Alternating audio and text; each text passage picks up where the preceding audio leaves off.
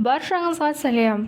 Бүгін мен бір жасағаннан қатпарлы, өте дәмді әрі жұмсақ болып шығатын шоколадты начинкалы круассаны жасаймын.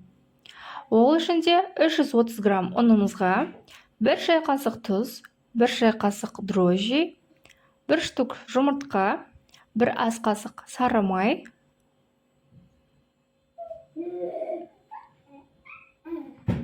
үстіне 200 грамм жылы қатығымызды құйып, жақсылап иін қандырып, қамыр илеп аламыз. Қатығымыз міндетті түрде жылы болуы керек.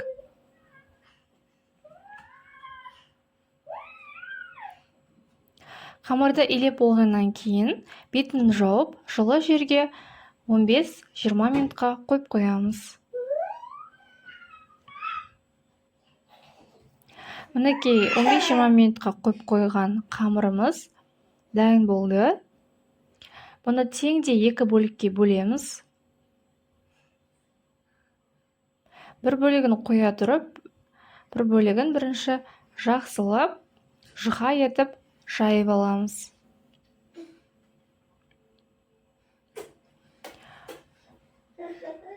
Ұнды үстіне аз-аздап себіңіздер, көп себіп қойсаңыздар, қамыр қатты құрғақ болып кетуі мүмкін.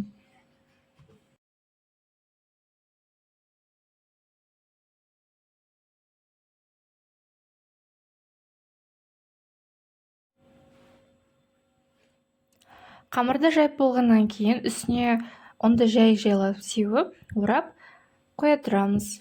Екінші бөлікті де дәл осылай етіп, жақсылап жайып аламыз.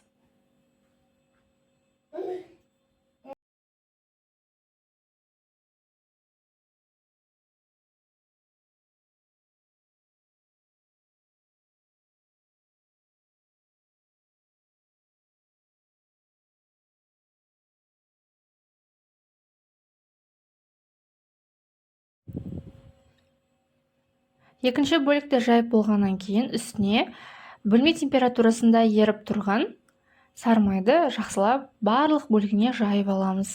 Оның үстіне бірінші жайып қойған бірінші бөлігімізді алып қоямыз.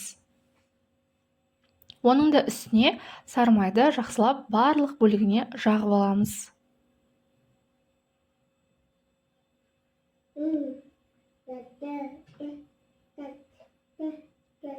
Одан кейін қамырымызды осылайынан орап, холодильникке 1 сағатқа қойып қоямыз.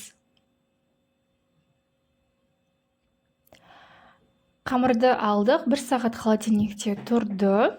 Енді бұл қамырды жақсылап, жұқа етіп жаямыз. Жайылып болған қамырымызды бірнеше бөліктерге бөлеміз.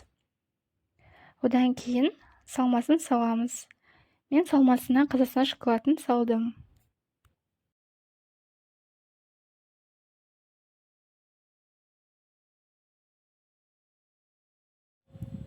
Одан кейін круассандарды май жағылған табаға саламыз да, үстіне жұмыртқаның сарысын жағамыз.